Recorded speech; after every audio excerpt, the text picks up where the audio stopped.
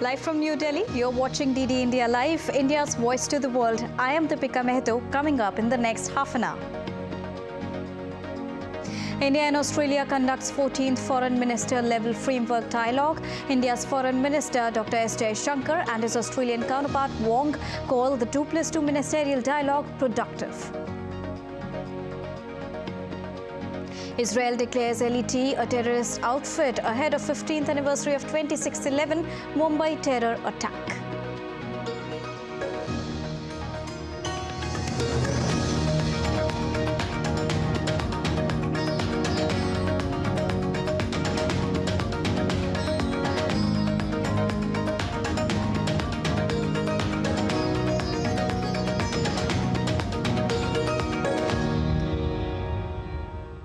India's External Affairs Minister Dr. S. Jaishankar and Australian Foreign Minister Penny Wong held 14th Foreign Ministerial Framework Dialogue in New Delhi on Tuesday. Under this framework, the two sides took stock of bilateral cooperation under comprehensive strategic partnership and also exchanged views on regional and global issues of mutual interest. Dr. S. Jaishankar stressed that framework dialogue will advance the strategic partnership. As part of the 2+2 and as again part of our own dialogue today, we had an extensive discussion on security issues. We shared growing convergences with Australia, and at the heart of it is really a shared commitment to a free, open, inclusive, prosperous and rules-based Indo-Pacific region based on UNCLOS as the constitution of the seas. Later, External Affairs Minister Dr. S. Jaishankar and Australian Foreign Minister Penny Wong addressed a joint press conference on the 14th Foreign Ministerial Framework Dialogue in New Delhi today. Both the countries expressed their shared commitment for an open, inclusive, stable and prosperous Indo-Pacific.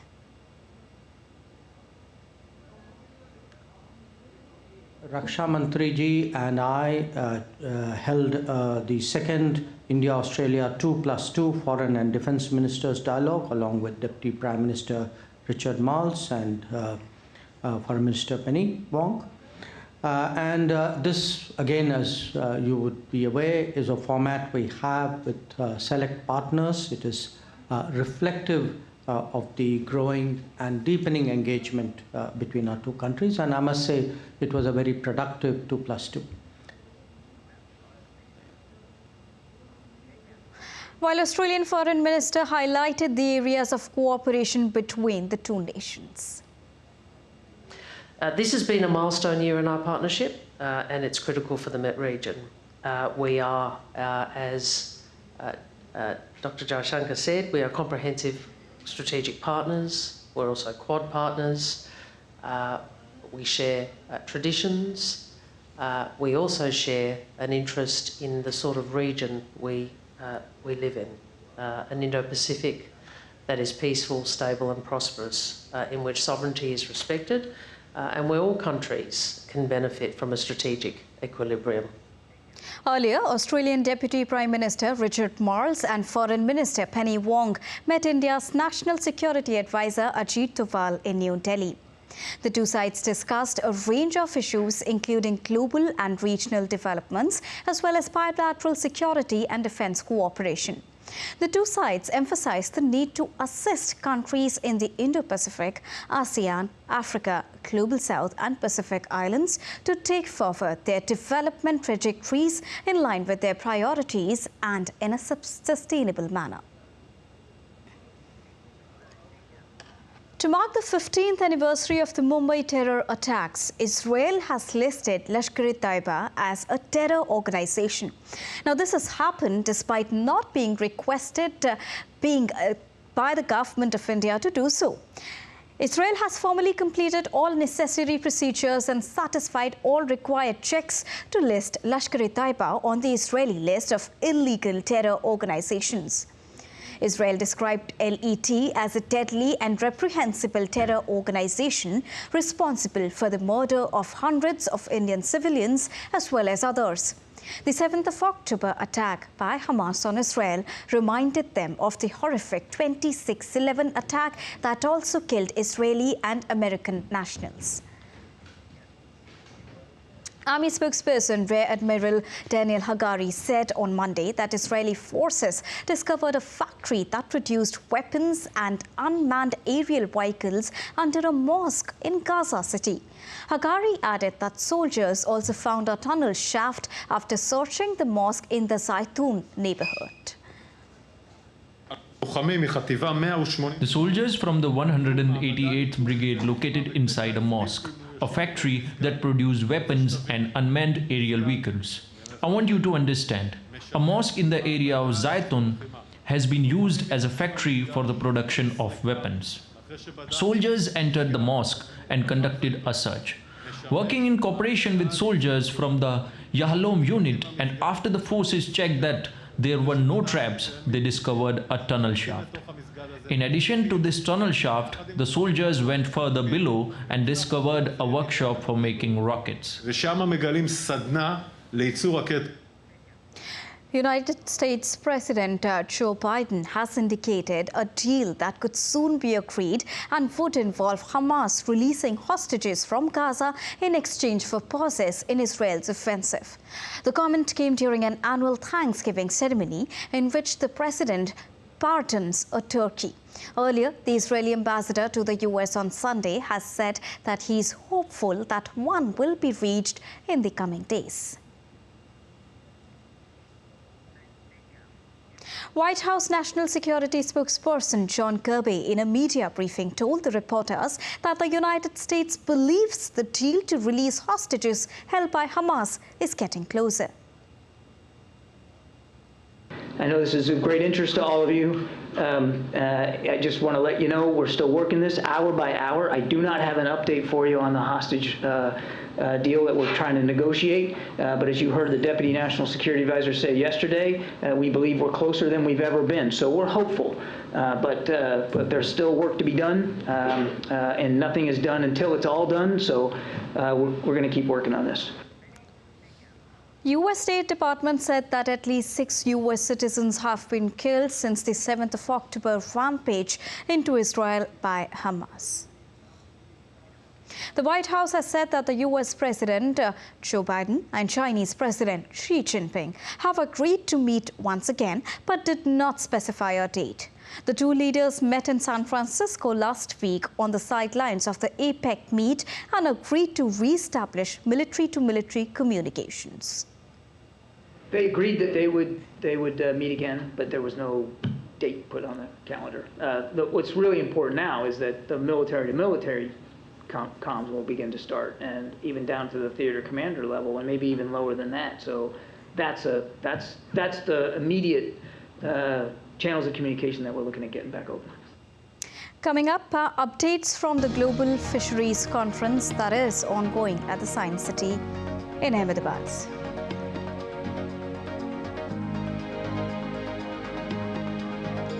India's Minister for Information and Broadcasting, Anurag Singh Thakur, launched a 48-hour film challenge at IFFI.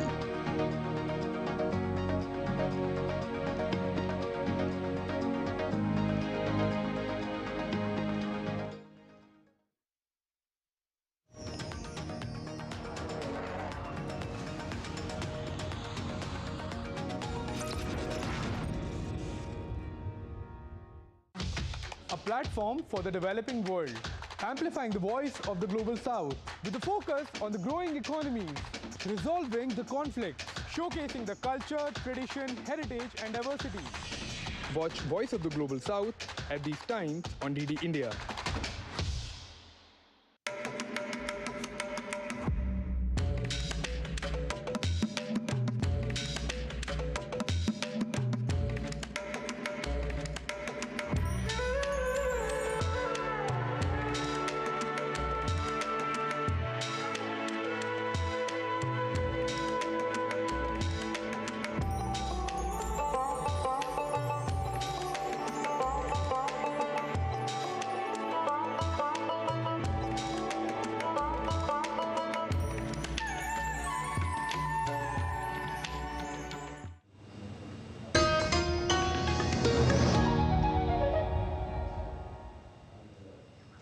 Welcome back after that short break.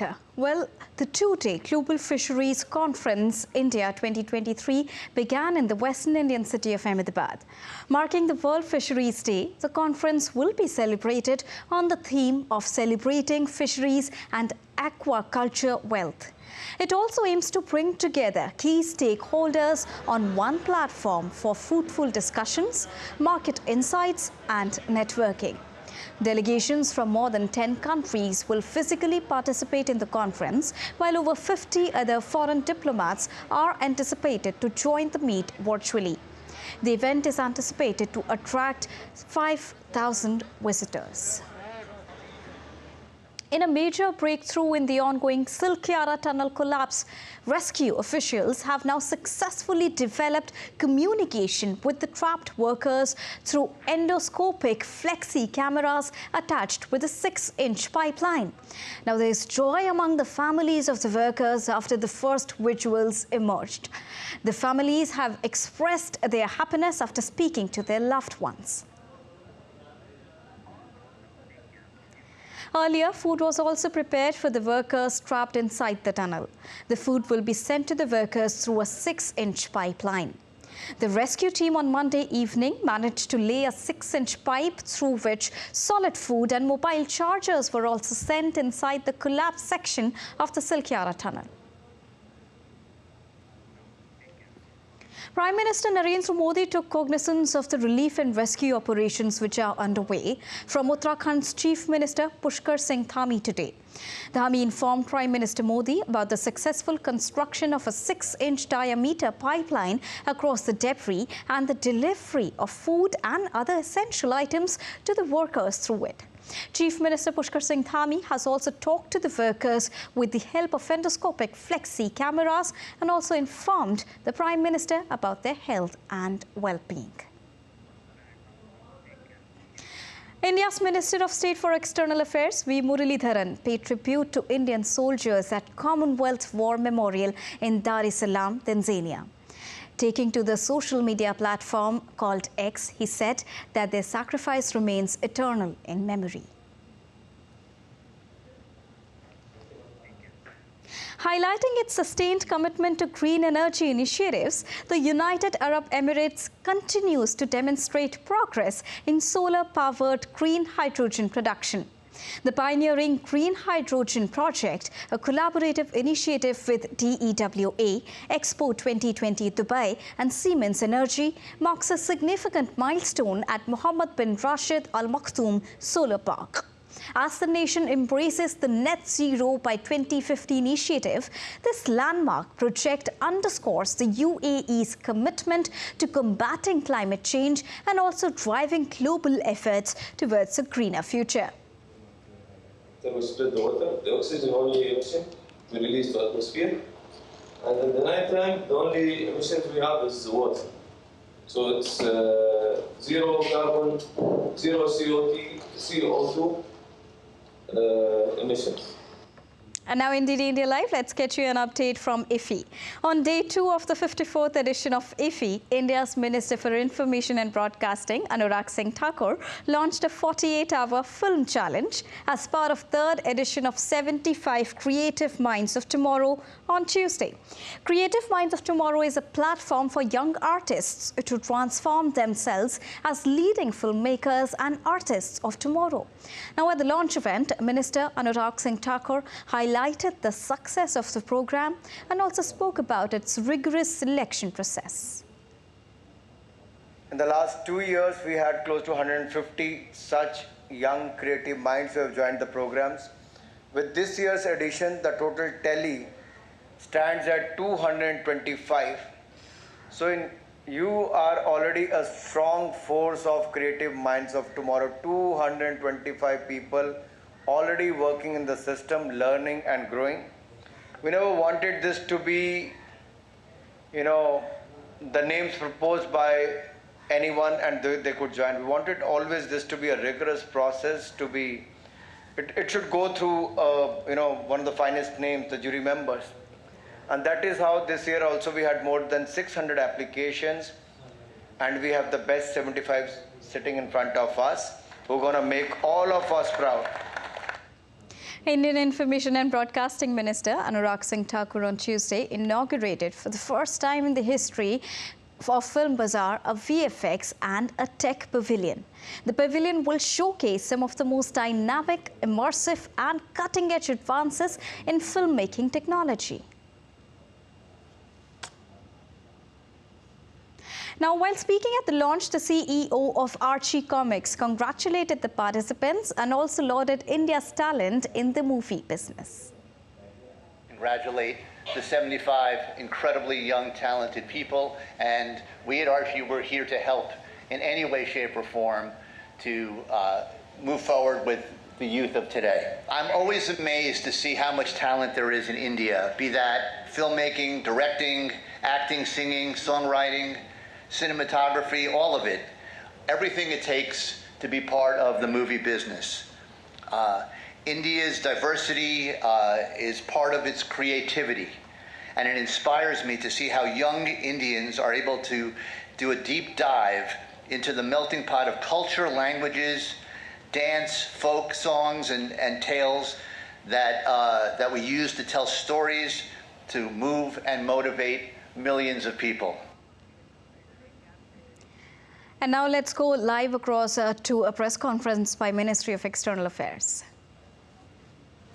Chair of the G20, to give us a sense of how we approach this very important event. We have the privilege of having with us here Shri Amitabh Kant, G20 Sherpa. Also joining us on the dais, Shri Vinay Quatra, Foreign Secretary, and Shri Ajay Seth, Secretary DA.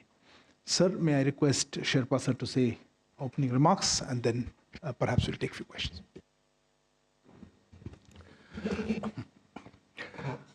Let me welcome you all to this pre-summit press conference, which is being held ahead of the G20 Leaders Summit.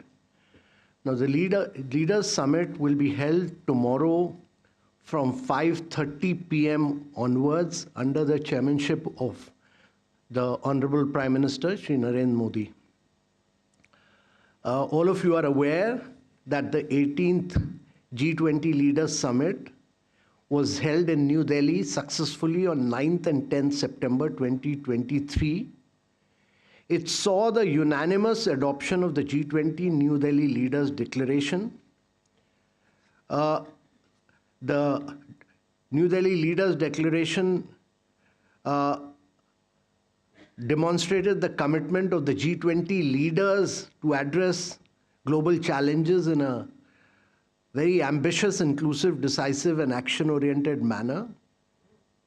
We had 83 paras in our declaration. There were 87 outcomes, and there was 118 documents were attached to it. That means there were almost, with outcomes and documents, we had 205 actions on which we had to pursue action.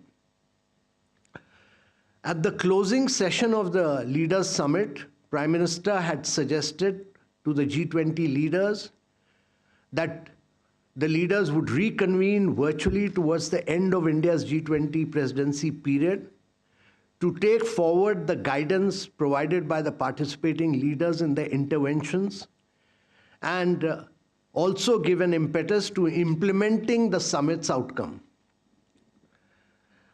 The Prime Minister has been particularly focused on implementation of the Leaders' Declaration, and all our ministries.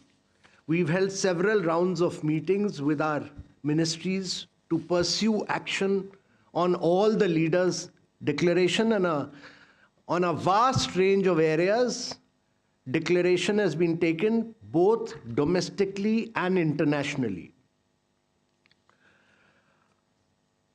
This virtual summit will be the second time the Prime Minister will be hosting the leaders of the G20 within a span of just over 2.5 months.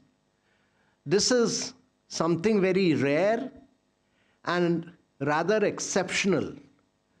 No other presidency has had a physical meeting of all the leaders and then a virtual meeting. In addition to all this, as you are all aware, the Prime Minister has hosted 2 sessions of the Voice of Global Summit this year, which was coordinated by the Foreign Secretary. So actually, India has held 4 such meetings in a single year with the participation of over 150 world leaders, which clearly demonstrates the convening power of India and the leadership of the Prime Minister at the global level. The virtual summit of the G20 being held tomorrow will also be a major gathering of world leaders since the conclusion of the 78th session of the UN General Assembly High-Level Week and the SDG Summit. Throughout the G20 presidency, India has worked to ensure that the concerns of Global South receive due cognizance. We've also seen the inclusion of African Union as a permanent member of G20. Since our successful hosting of the G20 Leaders Summit on 9th and 10th September and the unanimous adoption of the New Delhi Leaders Declaration, the world has actually witnessed a succession of events and several new challenges have emerged. While development will be the core agenda and we'll focus on the development issue, the leaders may discuss many other issues, and the virtual summit will provide an opportunity not only to discuss the implementation of the leaders' declaration, but also for the leaders to share views and enhance cooperation on critical challenges that we confront and address gaps in global governance, reaffirm our existing commitment towards the Sustainable Development Goals, and move towards a reinvigorated multilateral system that is better positioned to positively impact people's life. I would merely like to say that after our summit, we had the meeting of the finance track on which Mr. Secretary DA will speak on in Morocco, and we had the Volume 2 submission of the independent expert group.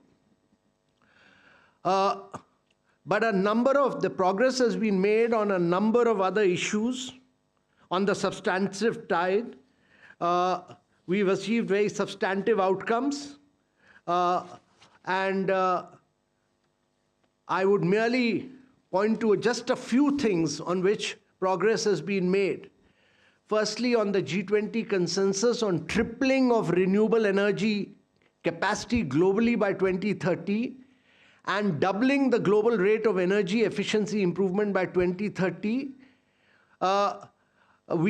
these are expected to be the key outcomes of COP28. So what has happened is that many of the SDG action plan led to further discussion on sustainable development goals at the United Nations and at the UN SDG summit. That was taken forward. What we decided on Green Development Pact here will drive the outcomes of the COP28, and we've seen the first steering committee of the Green Hydrogen Innovation Center would be held during COP28. As a result of India's advocacy, Global Initiative on Digital Health has been able to garner commitment for contribution of US $44.5 million.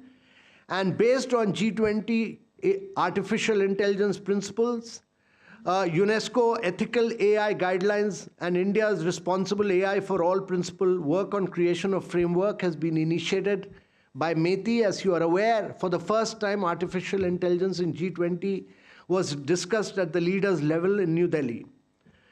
On financing issues, Mr. Ajay Seth will talk about, but I would merely say that the action plan on SDG is being taken forward, and the 2030 G20 New Delhi update on SDG was finalized on 13 November. It is a comprehensive report on the progress made by G20 with respect to the achievement of the Sustainable Development Goals. The principles on lifestyle for sustainable development are being socialized both at COP28 and also among the youth by International Energy Authority. There is a lot of further action. I don't want to get into too much details. I would merely say that we have excellent attendance at the virtual summit. We have leaders from almost all countries participating, and the guest countries will also be participating, and the international organizations. So between the physical meeting held on 9th and 10th September and the virtual summit, we'll have almost all the leaders of the world who would be participating. And I would merely say that we look forward to a very detailed deliberations by the leaders tomorrow. With these few words, I'll hand over the mic to Mr. Ajay Seth, Secretary DA. Thank you, sir. A very good afternoon to all of you. And let me share the context from the primarily from the perspective of the financing. As you recall that from the very beginning of the year 2023, the agenda proposed by India found a very positive support from all the member countries. First, the ministers in February meeting in Bangalore supported it. Thereafter, the second meeting in Washington, a very significant amount of several areas where the support came in, including the starting of the work on evolution of the World Bank Group. Then the July meeting, the third meeting of finance ministers and governors in Gandhinagar, on several key issues, agreements were reached. Thereafter, when leaders met in Delhi, New Delhi in September, the contribution of various working groups, not just in finance track, but several working groups under the Sherpa track, the kind of a momentum which was created led to endorsement and a support much, much beyond what the different working groups were in a position to arrive at. As a result,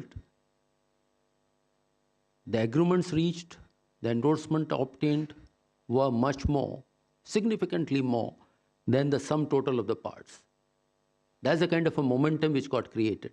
And in the finance track, if you can, I can mention just one particular aspect. If you recall, that in the July meeting of finance ministers and governors, there were still few things which were in the making. For example, the work on MDBs, the work of the independent expert group, the work on synthesis paper on crypto assets. Leader took all that into account, and the kind of a momentum which was coming, the support which was coming from other groups, led to very significantly larger scope of endorsement which the leaders had provided. At the same time, they assigned and they expected some more work to be done by the ministers and governors when they were expected to meet at Marrakesh, roughly about a month after their summit. And that meeting, if you recall, in Marrakesh, the ministers and governors built upon that momentum and the guidance which the leaders had provided, and there the report of the independent expert group was welcomed. How to take that forward was agreed upon. Similar manner, in other areas, the agenda which was there, the momentum was provided. Since then, between October post-Marrakesh and in the past 4 to 5 weeks, several of you were with us when the webinars were done in Sushma Swaraj Bhavan, that to deliberate upon the guidance which the leaders had provided, how to take that forward within our own country as well as in other international fora and including in the G20 fora. And that found support not just within the country, but also the international speakers who had participated in those webinars. Now, tomorrow we expect that when the leaders will be meeting again build upon that momentum and get further guidance so that when India hands over the presidency, it will be a strong momentum to the agenda, which has been hugely influenced by the perspective of the developing countries and to take that forward. I'll stop here. Thank you. I would now turn. Fair enough, Okay. sir. Thank you very much, sir. We're going to open the floor for questions. Please introduce yourself and the organization that you represent, and we'll probably take a few questions together. Yes, please. Microphone there at the back. Yeah, good evening, everybody. I'm Siddharth from Bloomberg. My question is to Mr. Kant. Will Mr. Putin and Joe Biden be attending tomorrow's sessions? Siddhant here. Sir, Siddhant from Vion. To Sherpa, sir, how does India plans to strengthen the presidency of Brazil, who will be the next president? And to the Foreign Secretary, sir, the presence of the Chinese side, the representation, did we send the invite for the person who has been deputed or for the President Xi Jinping? How do you know who's been deputed? They have announced, the Chinese side has announced. Fair enough. Anyone else? Yeah. Yeah, Abhishek, go ahead. Sir, Abhishek from CNN News 18. Sir, my question is regarding this latest West Asia crisis, that Israel-Hamas war. So will that also be in the agenda when the leaders will be having conversation? The current conflict. Current conflict. Yeah, on the agenda. Okay. Yes, please. Hi, Siddharth from Money Control. Just wanted to understand, since Mr. Kant, you said this is a rare event, a virtual summit. Can we expect some sort of a official statement at the end of it, or would it just be sort of taking stock of all the events which have occurred so far during India's presidency? Thanks. What do you mean statement? What do you mean statement? Well, a communique or something, some official. No, something is a joint. This is a diplomatic world. Okay. Yes, ma'am. There. Hello, this is Surbhi from Business Today.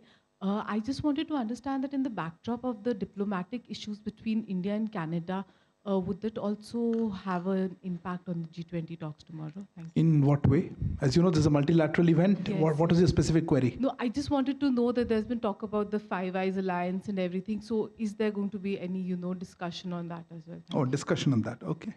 If there are no further questions, okay. Yes, yeah. Yeshi Seli from the New Indian Express. Is the Canadian Prime Minister expected to take part? You said most people are coming. Okay. If I could pass on the questions, depend. So.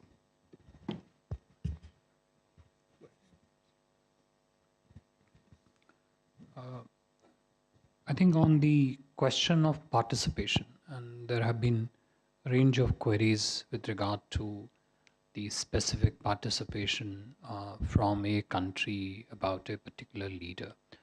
As Sherpa sir mentioned in his opening remarks, we are expecting a large majority of G20 leaders to be present at the virtual summit tomorrow.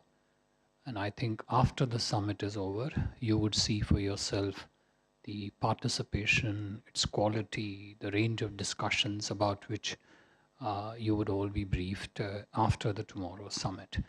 I think it's better that the specifics of the extent of participation, the ecosystem of discussions, the agenda which were put forth in the discussion, as shared with you once that is over. But suffice to say at this stage that we expect large majority of leaders to participate in the discussions tomorrow, as has been the case even in the summit in September this year, where you saw a very high quality participation from the world leaders at the physical summit. We don't expect tomorrow's summit to be any different insofar as that is concerned. With regard to the conflict, whether the conflict will come up for discussions or not tomorrow, again, I don't think it would be correct for us to really prejudge what issues would be raised by the leaders at the virtual summit tomorrow. But I think it is important to mention that, and you would all know this, that G20 has focused on centrally on the developmental priorities. And to the extent the development space relating to development financing, other aspects of development and economic growth are impacted by developments elsewhere in the world, they do tend to come up for discussions, but the nature of those discussions essentially varies from how each leader would look at it. But again, as I said, it's not our space to prejudge what each leader would say at the discussions tomorrow. I think on the communique part, sir, I don't know if there is. So let me just say to what Foreign Secretary just said, that there will be excellent participation, and I think we should tomorrow again, if Finance Minister EM will be briefing all of you, so I think we should wait on what the leaders say. What the leaders say, we can't prejudge at this stage. So we should await that and then tell you how it will shape up, and we'll be interacting with all of you after the summit is over. So we'll keep you fully informed after that. But I can assure you that, as the Foreign Secretary said, there will be excellent participation. So with your permission, there was a question relating to contribution with the Brazilian presidency going forward. As is in the G20 traditions, I think the current presidency of the G20 stays in very regular and intense touch with the succeeding presidency, both in terms of working closely with the incoming presidency in shaping out as to what the priorities of the G20 during their presidency would be. And as you know, there is a Troika system which works, which is a very active tradition-based system which works in the G20. It's very productive. It gives at one level a very strong element of continuity, not just of agenda items, but even of the conceptualization process, the thought process that goes behind in structuring, for example, our presidency, and we'll be sharing it with the Brazilian presidency. Of course, it is for the Brazilian presidency to work out the specifics of their presidency, but we are already in very close touch with them, and I think that process would continue through and through under the framework of Troika and any other bilateral consultative mechanism that might be there between India and Brazil. Sorry, I think we'll close here unless there's some. Thank you very much for joining, and see you tomorrow at, say, 5:30 in the afternoon. This is a closed meeting, but we'll try to bring you parts of Prime Minister's opening remarks. See you tomorrow. Thank you all to the members of the dais for joining us. Good evening. So ahead of the virtual G20 summit, which is all set to take place tomorrow, this was the media briefing, official media briefing by the Ministry of External Affairs. And as the Sherpa said, that this is very precedented and very rare that such a sort of a virtual summit after the physical summit is taking place of the G20. And India is very much happy and feeling very pride in taking up this momentum forward as the G20 president. They are also working very intensely with the upcoming G20 president, who are Brazil, and they are working with them also. We will see how the participation goes, and if there would be any sort of joint communique or any statement, that would also be told to the media professionals as and when that is decided after tomorrow's virtual summit. And with this, it's a wrap over here at DD India Live, but news and updates will continue here on DD India. So don't go anywhere. Keep watching and keep tracking DD India. Thank you so much for joining us.